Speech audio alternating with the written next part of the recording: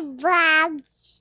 Welcome, Hasing Vlogs. It's me, your mom, si Dij, a stay-at-home mom living here in Riyadh. Grabe, sobrang bilis naman talaga ng panahon at tingnan nyo nga naman, nasa ika-6 na buwan na nga tayo ng taon at hindi nga natin mamamalayan December na nga ulit at dahil nga sa sobrang bilis nga ng panahon ay ito nga ay halos 1 taon na nga pala kami nakatira dito at dahil nga dyan, kailangan na nga rin namin umalis. Kaya naman ako ito ay unti-unti ko nga inaayos ito mga damit namin at mga gamit dahil for me, mas okay nga yun nakaayos na nga lahat ng gamit bago nga yung araw ng pag-alis. At sa tingin ko nga ay isa na to sa pinakamahirap gawin nga kapag andito ka nga sa ibang bansa, yung pag-iimpake at paglilipat nga ng mga gamit dun sa bago nyong titirhan. Oops, teka muna, baka akala nyo ay uuwi na kami ng Pinas. Lilipat lang po kami sa panibago namin titirhan dito sa Saudi. So gaya nga na nabanggit ko sa aking previous vlog, talaga naghahanap kami ng bagong flat or apartment na pwedeng lipatan. So buti naman at may nahanap nga kaming bagong flat bago nga magkatapusan ng June dahil yung kontrata nga namin dito sa inuupahan namin hanggang katapusan na lang ng June. So yung main reason kung bakit kami lumipat ng bahay is nagtaas yung renta dito sa bahay. Parang halos lahat nga ng bahay dito sa area namin sa Riyadh ay nagtaasan talaga yung presyo. As you can see naman dun sa mga comment nila, tingnan nyo yung iba talaga ay lumipat pa nga ng district para lang makahanap ng affordable na flat. So anyways, a week before ng paglilipat namin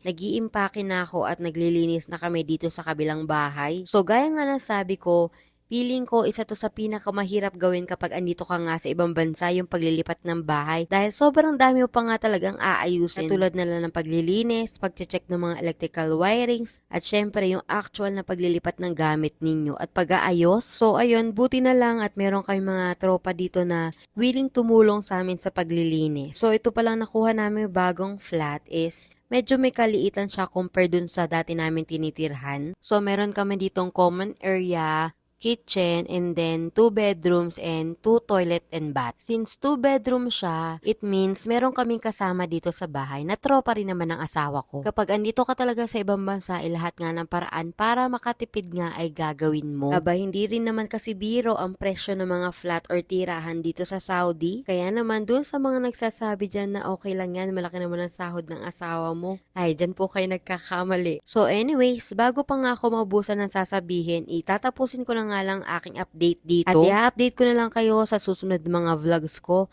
O siya, sige, salamat. Bye!